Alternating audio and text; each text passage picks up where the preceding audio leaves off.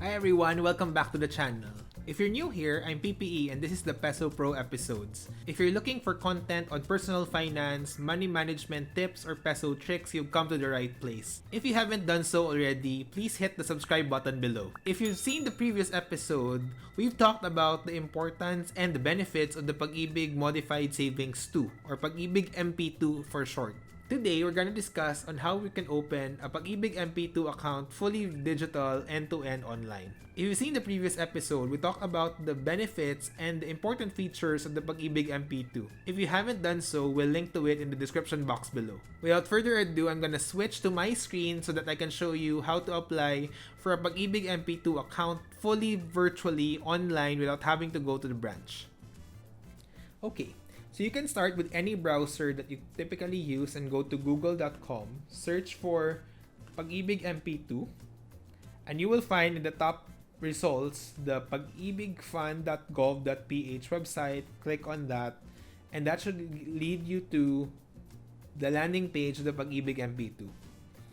In the landing page, this screen will also show you a lot of sections that will give you more insights on what the Pag-IBIG MP2 fund is all about. Bago po tayo mag-proceed on how to open an account, I will show you the important sections that you can use so that you are able to fully navigate the Pag-IBIG website on your own. At the bottom, there are a few sections here on procedures, requirements, and some frequently asked questions that will ideally help you throughout your process on how to open this account. The procedure can be done fully online, which is what we're gonna focus on today. But you can still opt to do a Pag-IBIG MP2 enrollment in any of the Pag-IBIG branches closest to you. Also, on the right-hand side, you will see a list of valid IDs that will help, and you can also get the form that you need to fill up if you choose to do the on-site branch application. For the online application, which will be our focus for today, you don't have to download this form anymore. We will do this all end-to-end within the next steps that I'm going to share with you.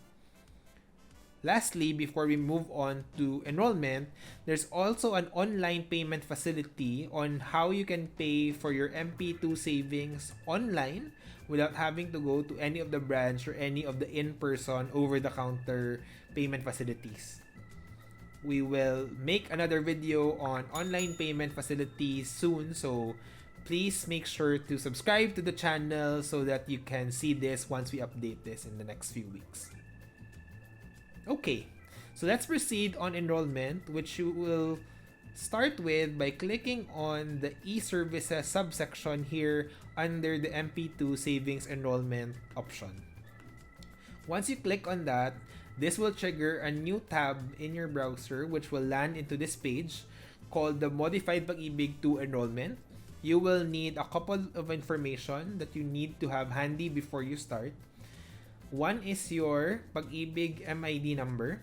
This is your basic Pag-IBIG account, the one that's required by the government for all employed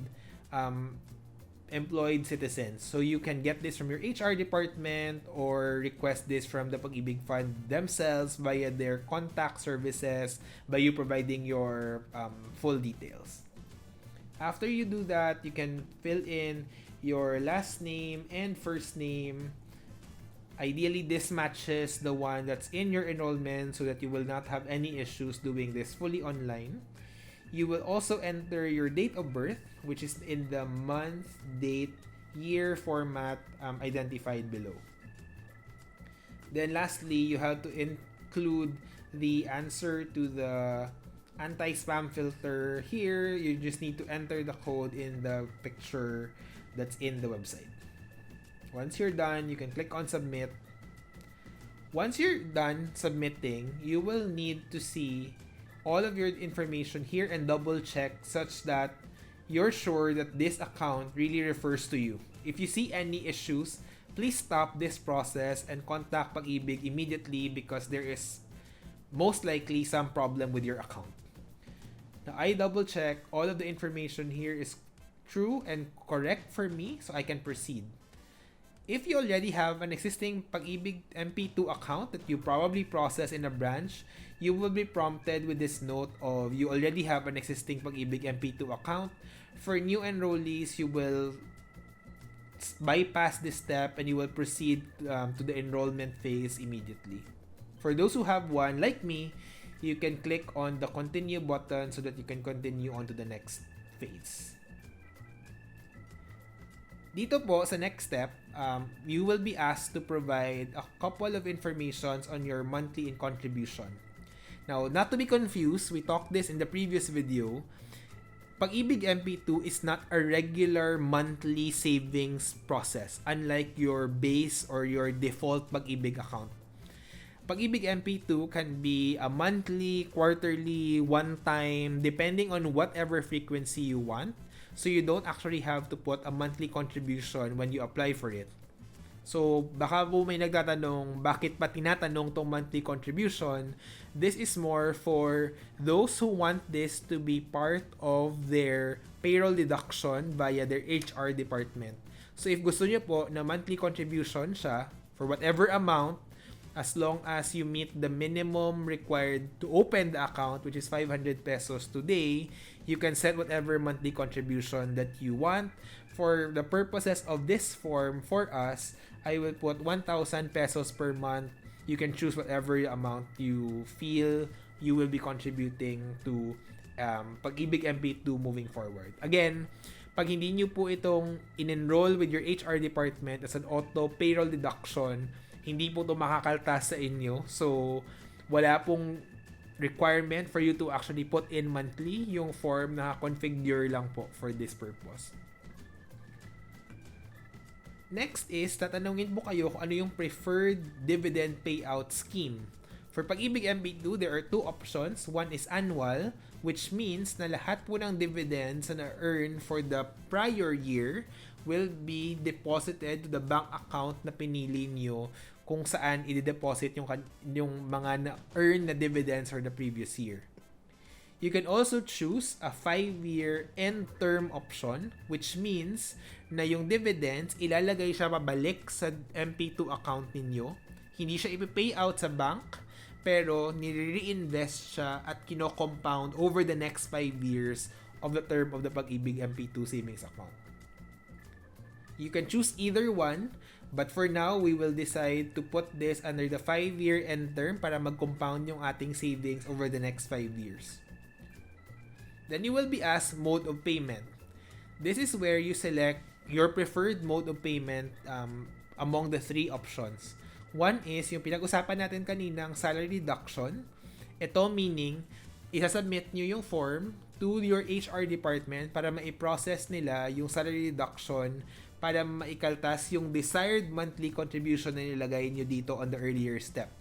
Again, you can choose na hindi salary deduction para kayo yung magde-decide kung kailan kayo uhulog sa MP2 account.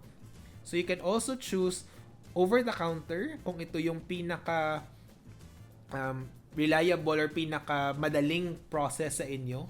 Meaning, for over-the-counter, ito yung pagpunta sa Pag-IBIG branch or pagpunta sa mga bayad center para mag-remit kayo in person.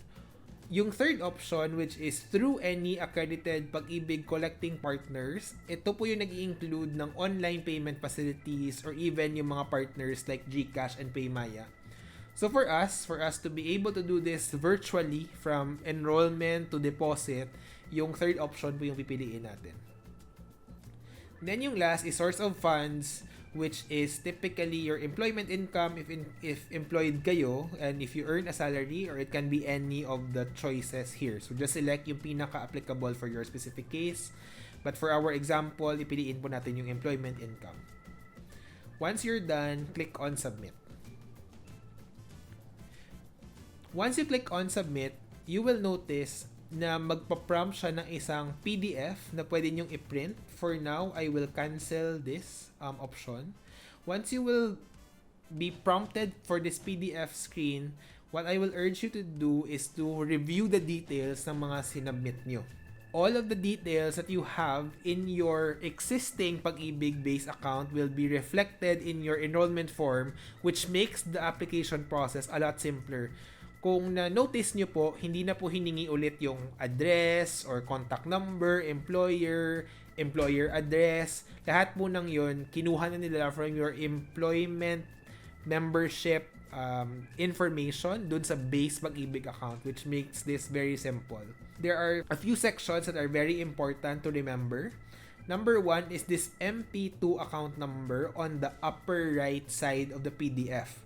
Ito na po, bale, yung account number ng MP2 savings account ninyo. Think about this as a similar account, parang bank account siya kung saan kayo mag-deposit. Ito yung pinaka-importanting alalahanin kasi kailangan nyo po siya para makapag-remit kayo directly into the MP2 account. Huwag po siyang i-confuse with the Pag-IBIG MID number, which is your membership ID number sa Pag-IBIG, itong nasa ilalim.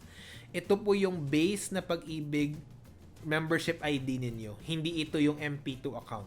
Pwede nyo pong tingnan yung other details dito sa ilalim. Lahat ng to, kinuha lang doon sa mga fields na sinubmit natin kanina.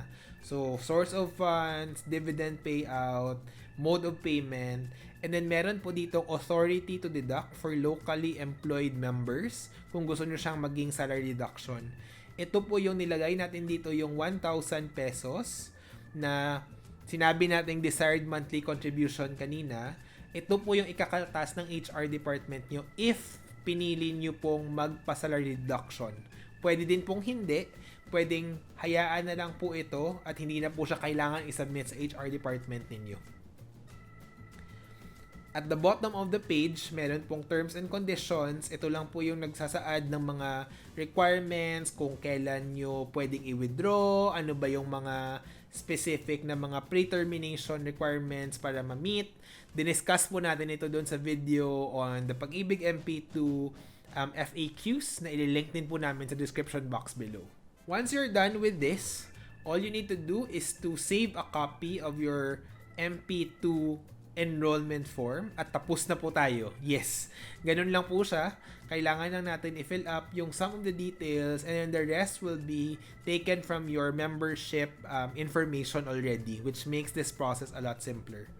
Now, what you will need to do is memorize or note down this MP2 account number and perform your initial deposit via any of the payment channels na pwede po via Pag-IBIG. Pag nag-deposit na po tayo, required po tayo na mag-create ng 500 peso minimum initial deposit para ma-validate po itong MP2 account na ito. If wala pong 500 pesos na i-deposit sa account, yung account na to hindi po siya lalabas sa virtual Pag-IBIG account ninyo para makita nyo siya as part of your savings information. Meaning, hindi po siya ma-activate until mag-deposit po tayo ng 500 pesos into the account. So that's it. Meron na po tayong MP2 enrollment na nagawa.